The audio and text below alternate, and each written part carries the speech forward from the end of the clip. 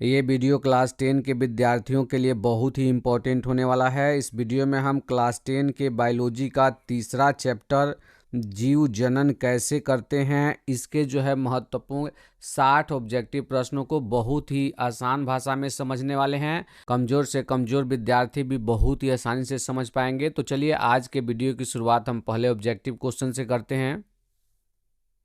Video शुरू करने से पहले एक और बात का ध्यान देंगे, यदि वीडियो अच्छा लगता है, वीडियो से लाभ मिलता है तो वीडियो को लाइक करें। चैनल पर नए हैं तो चैनल को सब्सक्राइब करके बेल आइकन को दबा दें। साथ ही साथ इस वीडियो को अपने दोस्तों के साथ शेयर जरूर करें ताकि वे भी इस वीडियो को देखकर लाभ उठा सकें।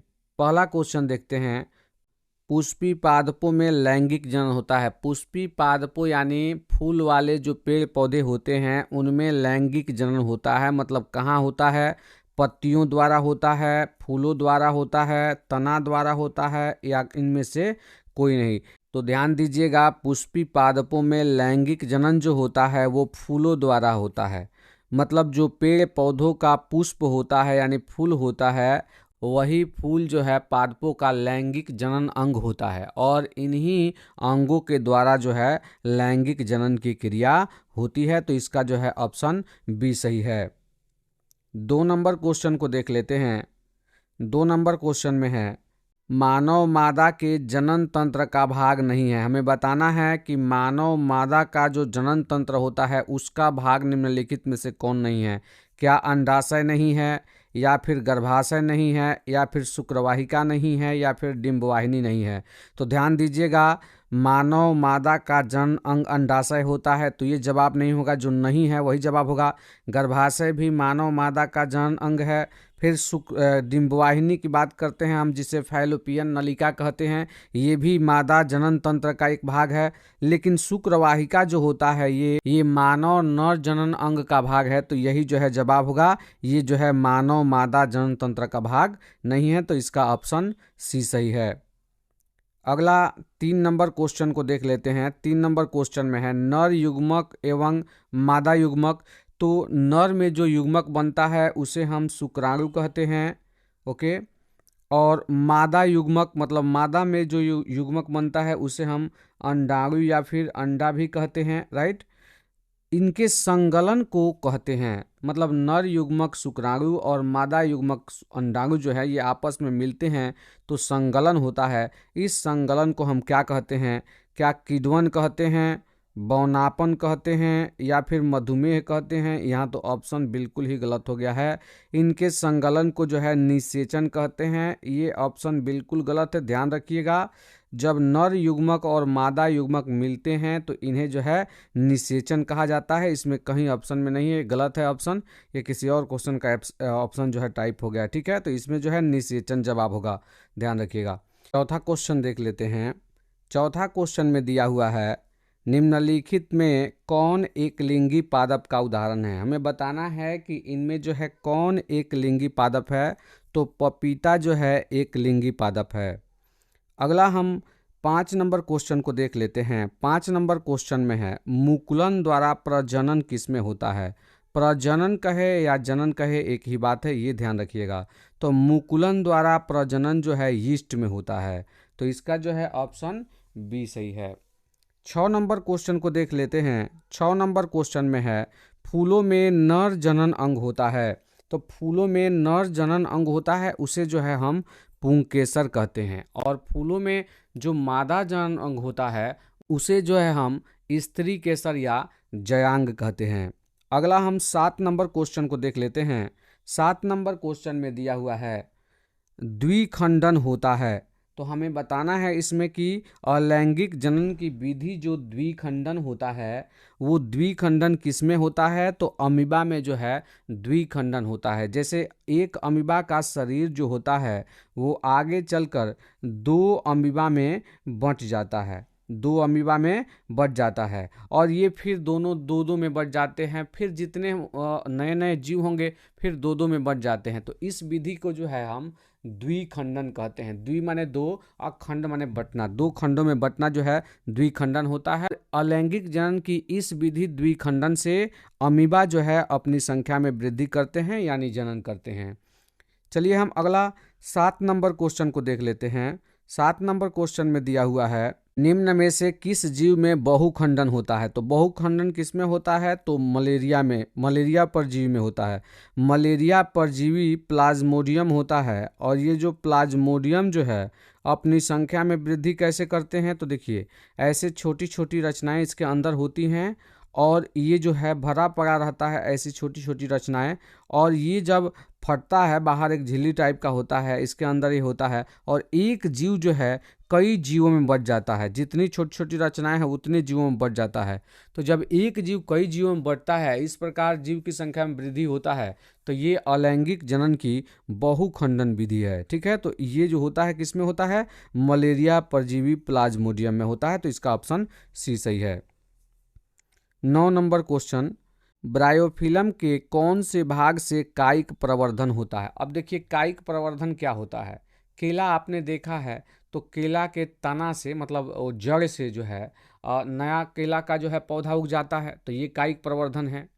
अगर हम बात करें आलू की, आलू आपने देखा होगा, तो आलू का आँख होता है, मतलब आलू के तना से जो है क्या निकल जाता है? आलू का तना भाग हम खाते हैं, ये ध्यान रखिएगा। तो आलू का जो है तना जो है, उस तने से जो है पौधे निकल जाता है, उसको काट काट के हम जमीन में डालते हैं, मिट्टी में डालते हैं, वो जम जाते हैं, आलू का पौधा बन जाता है।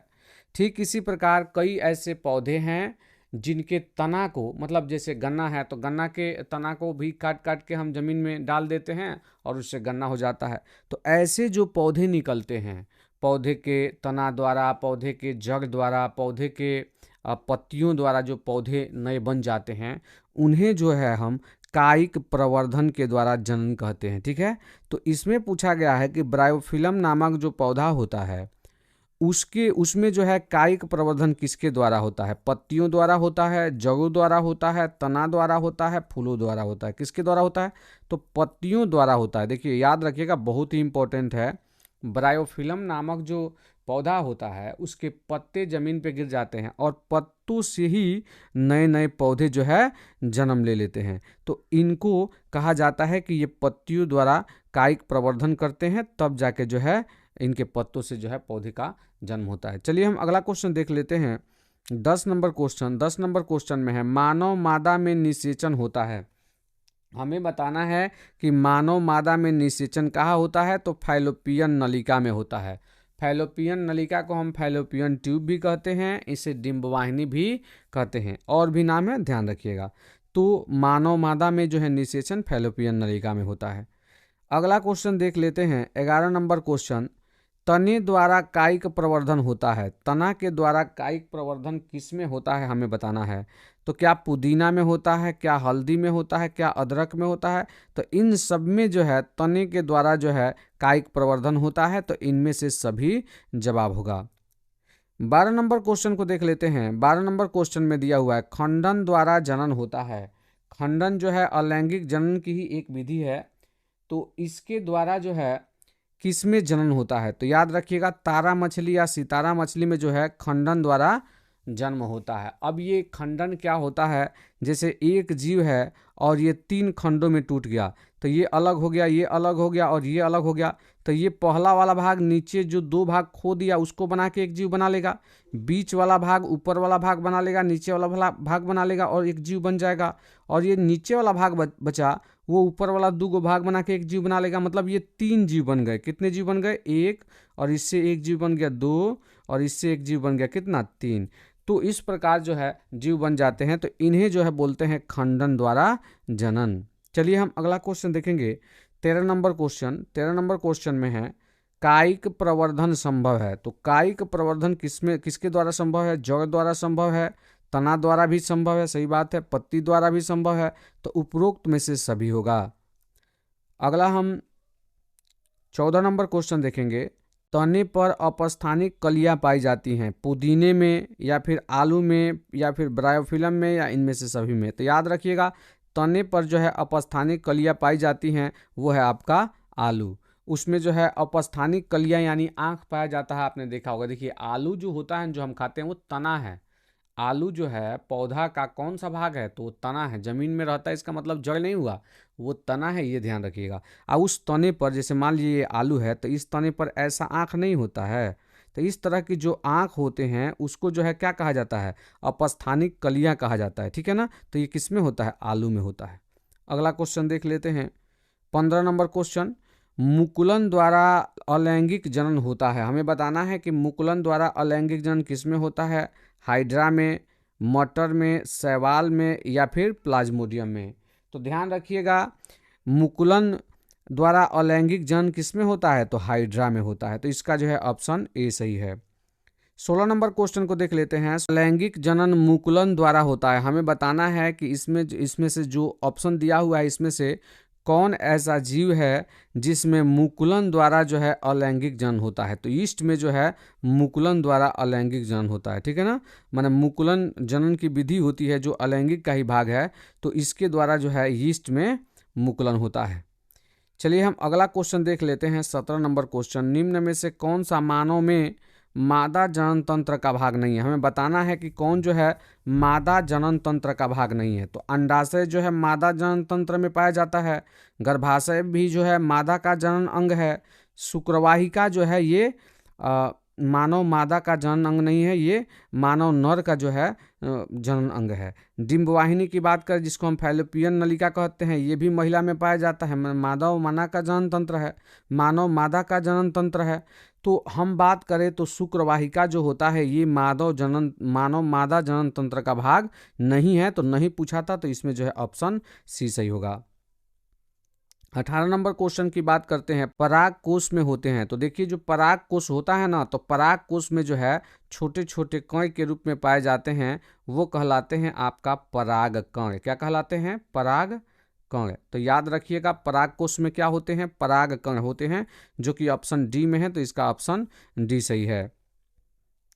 अगला 19 नंबर क्वेश्चन की बात करते हैं। 19 नंबर क्वेश्चन में है, गतिशील जनन कोशिका को नर युग्मक तथा जिस जनन कोशिका में भोजन का भंडार संचित होता है उसे क्या कहते हैं। हमें बताना है 19 नंबर क्वेश्चन में क्या कि गतिशील जनन कोशिका को नर युग्मक तथा जिस जनन कोशिका में भोजन का भंडार संचित होता है उसे क्या कहते हैं, तो उसे मादा युग्मक जो है कहते हैं। चलिए अगला क्वेश्चन देख लेते हैं, 20 नंबर क्वेश्चन, एड्स रोग का प्रमुख कारण है। तो एड्स जो है असुरक्षित यौन संपर्क के कारण होता है। यदि कोई व्यक्ति एड्स से पीड़ित है और उससे जो है हमारा ब्लड का संपर्क हो जाए, उसे इंजेक्शन दिया जाए और उस इंजेक्शन से जो है किसी स्वस्थ व्यक्ति को इंजेक्शन दे दिया जाए तो भी वो व्यक्ति हो जाएगा। अगर वो व्यक्ति किसी को ब्लड देता है ना, न किसी तरह से यदि ब्लड से संपर्क हो जाता है, लार्वा से संपर्क हो जाता है ना, तो इस तरह से जो है एक व्यक्ति से दूसरे व्यक्ति तक एड्स फैल सकता है। ये एक खतरनाक बीमारी है, इसका इलाज अभी तक संभव नहीं है। हाँ कुछ दवाइयाँ हैं जिसे कंट्रोल में रखती है, लेकिन अभी तक इसका जो है दवा नहीं बना है, ठीक है। तो ध्यान रखिएगा एड्स एक खतरनाक बीमारी है, ये असुरक्षित यौन संबंध के कारण जो है फैलता है। चलिए हम अगला क्वेश्चन देख लेते हैं, 21 नंबर क्वेश्चन। 21 नंबर क्वेश्चन में है, पंखुड़ियों का रंग अधिकतर कैसा होता है, पीला होता है, हरा होता है, लाल होता है या फिर कैसा होता है, सफ़ेद होता है। तो ध्यान रखिएगा पंखुड़ियों का रंग जो है अधिकतर हरा रंग का होता है। अगला 22 नंबर क्वेश्चन को देख लेते हैं। 22 नंबर क्वेश्चन में है, फूल का कौन सा भाग फल देता है। तो ध्यान दीजिएगा यहाँ पर पूछा गया है फूल का कौन सा भाग जो है क्या देता है, फल देता है। तो फूल का अंडाशय जो है, फूल में जो अंडाशय भाग होता है, आप ध्यान रखिएगा फूल में जो अंडाशय भाग होता है इस तरह की रचना होती है, ठीक है, फूल में। तो फूल में जो अंडाशय भाग होता है वो जो है यही अंडाशय है और वो जो है वही फल आगे जाके बनता है। और जिसके अंडाशय से फल नहीं बनता है, दूसरे भाग से फल बनता है, उसे ही हम असत्य फल भी कहते हैं, ये ध्यान रखिएगा। तो यहाँ पूछा गया था वो अंडाशय जवाब होगा, अंडाशय से फल बनता है। चलिए अगला क्वेश्चन देखेंगे। और एक और क्वेश्चन आता है, बीज किससे बनता है। तो बीजांड से जो है बीज बनता है। भ्रूण के जिस भाग से तना पत्तियां बनती हैं उसे क्या कहते हैं। तो उसे हम प्रांकुर कहते हैं। भ्रूण के जिस भाग से जो है क्या क्या बनता है, तना और पत्तियां, उसे प्रांकुर कहा जाता है। 24 नंबर क्वेश्चन को देख लेते हैं। 24 नंबर क्वेश्चन में है, एकल जीवों में प्रजनन की विधि है। मतलब एकल जीवों में से हम कह सकते हैं एक कोशिकीय जीवों में प्रजनन यानी जनन की विधि है। क्या खंडन है, विखंडन है या बीजाणु समासंग है। तो ये सभी जवाब होगा, इसमें जवाब क्या होगा, ये सभी। अगला हम 25 नंबर क्वेश्चन को देख लेते हैं। 25 नंबर क्वेश्चन में दिया हुआ है, लैंगिक जनन में आवश्यकता होती है, किसकी आवश्यकता होती है? केवल नर जनन अंग की, केवल स्त्री जनन अंग की, या फिर नर एवं स्त्री दोनों जननांग की, या इनमें से कोई नहीं। तो ध्यान दीजिएगा, लैंगिक जनन की परिभाषा ही है कि जिसमें नर और मादा जनन अंग भाग लेते हैं उसे ही हम लैंगिक जनन कहते हैं। मतलब नर एवं स्त्री दोनों जनन अंगों की आवश्यकता होती है। कब? जब लैंगिक जनन से वो अपनी संख्या में वृद्धि करते हैं तब। तो लैंगिक जनन में नर और मादा दोनों जनन अंगों की आवश्यकता होती है। और 26 नंबर क्वेश्चन, पुंकेसर पुष्प का कौन सा जननांग है? पुंकेसर पुष्प का कौन सा जननांग है? तो नर जननांग है। अगर पूछता जयांग या स्त्री केसर पुष्प का यानी फूल का कौन सा भाग है, तो वो जो है स्त्री जननांग होगा। चलिए हम अगला क्वेश्चन देख लेते हैं। 27 नंबर क्वेश्चन, पुरुषों में यौनारंभ के लक्षण है। पुरुष में यौनारंभ मतलब पुरुष जब युवा अवस्था में आने लगता है तो उसका क्या लक्षण है? दाढ़ी मूछ का आना, तो सच बात है कि दाढ़ी मूछ आने लगता है। कंठ का फूटना, हाँ ये भी सही है। मांसपेशियों में उभार आना माने बॉडी वॉडी बनना, तो ये जो है सभी जवाब होगा, इनमें से सभी सही है। चलिए हम अगला 28 नंबर क्वेश्चन को देख लेते हैं। 28 नंबर क्वेश्चन में दिया हुआ है, स्त्री में यौनारंभ के लक्षण है। तो स्त्रियों में आखिर क्या लक्षण होता है? स्तनों में वृद्धि, तो बिल्कुल होता है। नितंबों का उभरना, तो ये भी होता है। रजोधर्म का यानी एमसी का प्रारंभ होना, तो ये भी होता है। तो इनमें से सभी ये भी जवाब होगा। चलिए हम 29 नंबर क्वेश्चन को देख लेते हैं। 29 नंबर क्वेश्चन में है, मनुष्यों में नर जननांग निम्नलिखित में से कौन है? हमें बताना है कि नर जनन अंग कौन सा है, राइट। तो वृषण भी नर जनन अंग है, शुक्रवाहिका भी नर जनन अंग है, मूत्र मार्ग भी नर जनन अंग है। तो इसमें से जो हो जाएगा ये ऑप्शन डी, ये सभी जवाब होगा। लेकिन अगर पूछता कि मनुष्यों में मुख्य या प्रमुख जनन अंग कौन है, तो प्रमुख जनन अंग जो है ये वृषण होता है, ठीक है ना। तो इसमें जो जवाब होगा ऑप्शन डी सही है। 30 नंबर क्वेश्चन की बात करते हैं। 30 नंबर क्वेश्चन में दिया हुआ है, शुक्राणुओं का मोचन कहाँ होता है? तो ध्यान दीजिएगा, शुक्राणुओं का मोचन जो है शुक्रवाहिका में होता है। चलिए हम अगला क्वेश्चन देखेंगे। 31 नंबर क्वेश्चन, 31 नंबर क्वेश्चन में दिया हुआ है, स्त्रियों में अंडाशय की संख्या कितनी होती है? तो ध्यान दीजिएगा, स्त्रियों में अंडाशय की संख्या कितनी होती है? 2। और पुरुषों में वृषण की संख्या कितनी होती है? 2। तो ये भी ध्यान रखेंगे। 32 नंबर क्वेश्चन की बात करते हैं। 32 नंबर क्वेश्चन में है, मनुष्य में निषेचन के फलस्वरूप बनता है। मनुष्य में जो निषेचन की क्रिया होती है, जब नर युग्मक शुक्राणु और मादा युग्मक अंडाणु आपस में मिलते हैं तो ये आपस में संलयित होते हैं, तो उसे कहते हैं निषेचन की क्रिया। और निषेचन की क्रिया के बाद क्या बनता है? तो युग्मनज बनता है, जिसे हम जाइगोट भी कहते हैं। क्या कहते हैं? जाइगोट भी कहते हैं। तो इसका जो है ऑप्शन सी सही है। 33 नंबर क्वेश्चन की बात करते हैं। 33 नंबर क्वेश्चन में है, वृषण में बने शुक्राणु संचित होते हैं। वृषण में जो शुक्राणु बनते हैं वो कहाँ संचित रहते हैं? तो वो जो है अधिवृषण में संचित रहते हैं।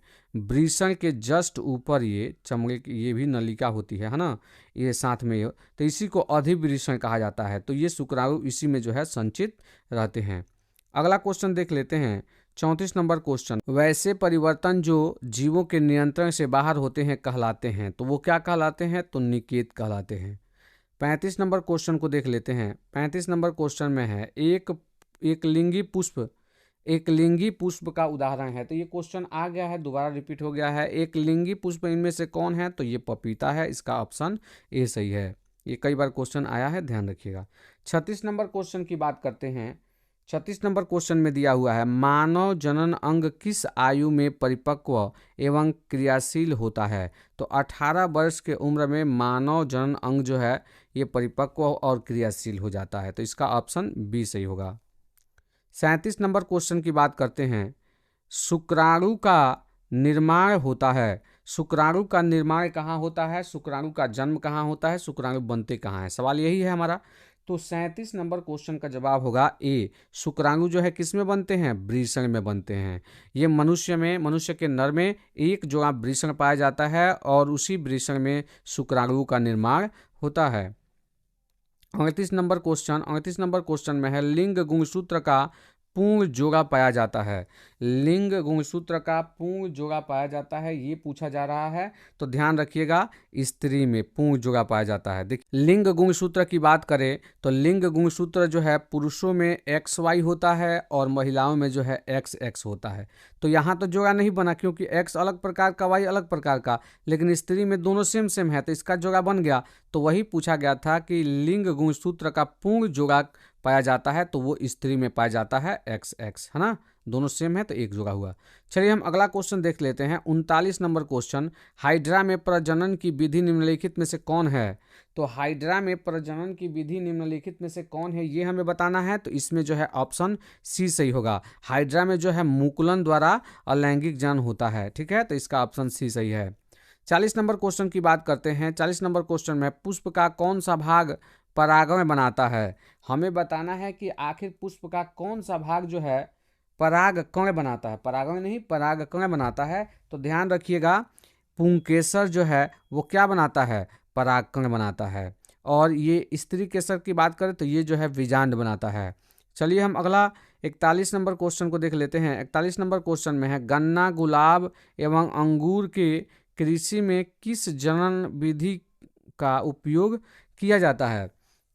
गन्ना की खेती होते हुए आप देखे होंगे, गुलाब भी आप लगाते होंगे, अंगूर नहीं भी जानते होंगे, तो इन दो से समझ सकते हैं।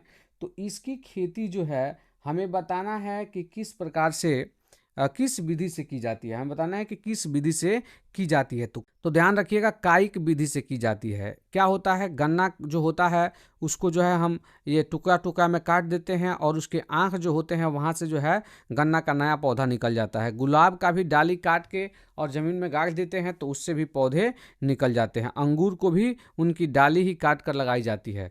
तो इस प्रकार जो है हम कह सकते हैं कि कायिक विधि द्वारा ये जनन करते हैं, इनको जो है लगाया जाता है और खेती की जाती है। चलिए हम अगला क्वेश्चन देख लेते हैं।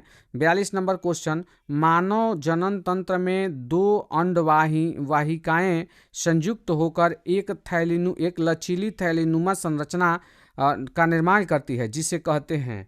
देखिए, मानव मादा की संरचना का हम बात करें तो मानव मादा की संरचना जो है इस प्रकार होती है, राइट, इस प्रकार होती है। इधर अंडाशय जुड़ा रहता है ना, झालर जैसी रचना होती है, इधर भी झालर जैसी रचना होती है। इसमें जो है यहाँ अंडाशय होते हैं, है ना, यहाँ क्या होते हैं, अंडाशय होते हैं, ठीक है। और यही जो है फैलोपियन नलिका है। तो फैलोपियन नलिका जो है ये आपस में मिलकर किसकी रचना करते हैं? तो गर्भाशय की रचना करते हैं, इसी को गर्भाशय कहते हैं। तो ये जो है ऑप्शन सी सही होगा। अगला क्वेश्चन 43 नंबर क्वेश्चन की बात कर लेते हैं। 43 नंबर क्वेश्चन में है, माँ के रुधिर से पोषण मिलता है। किसको पोषण मिलता है? तो भ्रूण को जो है माँ के रुधिर से पोषण मिलता है। अगला 44 नंबर क्वेश्चन की बात करते हैं। 44 नंबर क्वेश्चन में दिया हुआ है, मानव मादा में गर्भकाल का समय होता है। हमें बताना है कि मानव मादा में गर्भकाल का समय क्या होता है। तो मानव मादा में गर्भकाल का समय जो है ये 9 माह होता है। अगला हम 45 नंबर क्वेश्चन की बात करते हैं। ऋतुस्राव या फिर रजोधर्म का समय होता है, जिसे हम MC के नाम से भी जानते हैं, ठीक है। तो इसका दिन जो है ये कितने समय का जो होता है? तो ये जो है 2 से 8 दिन का होता है ना। तो ये सब में अलग अलग हो सकता है, किसी का 2 दिन, 3 दिन, 4 दिन, 2 से लेकर 8 दिन तक। तो यही जो है ऑप्शन ए सही होगा। अगला क्वेश्चन देख लेते हैं, 46 नंबर क्वेश्चन। 46 नंबर क्वेश्चन में दिया हुआ है, निषेचन क्रिया के पश्चात युग्मनज में क्या बनता है? तो हम जाने थे कि निषेचन क्रिया के बाद जो है जाइगोट या फिर युग्मनज बनता है। अब जो है युग्मनज आगे चलकर क्या बनता है? तो वो जो है भ्रूण बनता है, ठीक है ना। और भ्रूण जो है विकसित होकर आगे शिशु का रूप ले लेता है और उसका जो है समय आने पर फिर जन्म हो जाता है। चलिए हम अगला क्वेश्चन देख लेते हैं। 47 नंबर क्वेश्चन, वह प्रक्रम जिसके द्वारा जीव अपने ही जैसे संतानों की उत्पत्ति करते हैं क्या कहलाता है? तो कोई भी जीव अपने ही जैसे संतान की उत्पत्ति करता है, इसे जो है हम जनन कहते हैं। जनन की यही परिभाषा है। चलिए हम 48 नंबर क्वेश्चन को देख लेते हैं। 48 नंबर क्वेश्चन में है, जनन कितने प्रकार के होते हैं? तो जनन की बात करें तो जनन 2 प्रकार का होता है। एक जो होता है लैंगिक जनन होता है और दूसरा जो है क्या होता है? अलैंगिक जनन होता है। कौन सा? अलैंगिक जनन। तो इसमें जो है ऑप्शन ए सही होगा, 2। 49 नंबर क्वेश्चन, इनमें से कौन अलैंगिक जनन की विधि है? तो विखंडन भी अलैंगिक जनन की विधि है, मुकुलन भी अलैंगिक जनन की विधि है और बीजाणु जनन भी अलैंगिक जनन की विधि है। तो इनमें से सभी जो है जवाब होगा। 50 नंबर क्वेश्चन की बात करते हैं। 50 नंबर क्वेश्चन में है, किस प्रकार के जनन में जनक के शरीर से कलिका निकलती है? हमें बताना है कि किस प्रकार के जनन में जनक यानी माता पिता दोनों होता है। तो ये जो होता है मुकुलन में होता है। किस में होता है? मुकुलन में। चलिए हम 51 नंबर क्वेश्चन की बात कर लेते हैं। 51 नंबर क्वेश्चन में है, पराग कोश में पाए जाते हैं। पराग कोश ऐसे लिखा जाता है, पराग कोश, राइट। तो पराग कोश में पाए जाते हैं। तो पराग कोश में क्या पाए जाते हैं? तो पराग कोश में जो है पराग कण बनते हैं, पराग कण पाए जाते हैं। चलिए हम अगला 52 नंबर क्वेश्चन को देख लेते हैं। 52 नंबर क्वेश्चन में दिया हुआ है, स्त्री केसर के आधारीय भाग को कहते हैं। तो स्त्री केसर के आधारीय भाग को क्या कहते हैं? अंडाशय। देखिए इस प्रकार की रचना होती है, मैं बता देता हूँ। आधारीय भाग मतलब नीचे वाले भाग को। तो ये इसके नीचे वाले भाग को हम क्या कहते हैं? इसी को कहा जाता है अंडाशय। तो नीचे वाला भाग ही आधारीय भाग होता है, तो अंडाशय कहा जाता है। ठीक है ना। तो इसमें ऑप्शन बी सही होगा। चलिए हम अगला क्वेश्चन देख लेते हैं। 53 नंबर क्वेश्चन, पुंकेसर के अग्रभाग को कहते हैं। तो पुंकेसर जो होता है, पुंकेसर का अग्रभाग की बात करें तो पुंकेसर के ऊपर जो है ऐसी रचना होती है, राइट। ऐसी रचना होती है और इस रचना को हम क्या कहते हैं? तो इस रचना को हम परागकोश कहते हैं और इसी परागकोश के अंदर परागकण पाया जाता है। तो इसका ऑप्शन बी सही है। 54 नंबर क्वेश्चन की बात करते हैं। 54 नंबर क्वेश्चन में दिया हुआ है, निषेचन की क्रिया किस जीव में मुख्यतः होती है? निषेचन की क्रिया हमें बताना है कि किस जीव में मुख्यतः होती है। तो निषेचन की क्रिया अमीबा में होंगी नहीं, इसमें भी नहीं होंगी। पुष्पी, पादप और जंतुओं में लैंगिक जनन होता है और जिन जीवों में लैंगिक जनन होता है सिर्फ उन्हीं में जो है निषेचन की क्रिया होती है। तो इसका जो है ऑप्शन सी सही है। 55 नंबर क्वेश्चन की बात करते हैं। निषेचन के फलस्वरूप अंडाशय की दीवारें बनाती हैं। निषेचन के फलस्वरूप जो है अंडाशय की दीवारें क्या बनाती हैं? तो निषेचन के फलस्वरूप जो है अंडाशय की दीवारें क्या बनाती हैं? फल बनाती हैं। यानी अंडाशय से ही फल बनता है। 56 नंबर क्वेश्चन की बात करते हैं। 56 नंबर क्वेश्चन में दिया हुआ है, बीजांड की दीवारें मोटी होकर बनाती हैं। बीजांड की दीवारें मोटी होकर क्या बनाती हैं? बीजावरण बनाती है, बीजों को ढकने के लिए आवरण। चलिए हम अगला 57 नंबर क्वेश्चन की बात करते हैं। 57 नंबर क्वेश्चन में दिया हुआ है, निम्नलिखित में से कौन सा भाग केवल पुरुष जननांगों में पाया जाता है?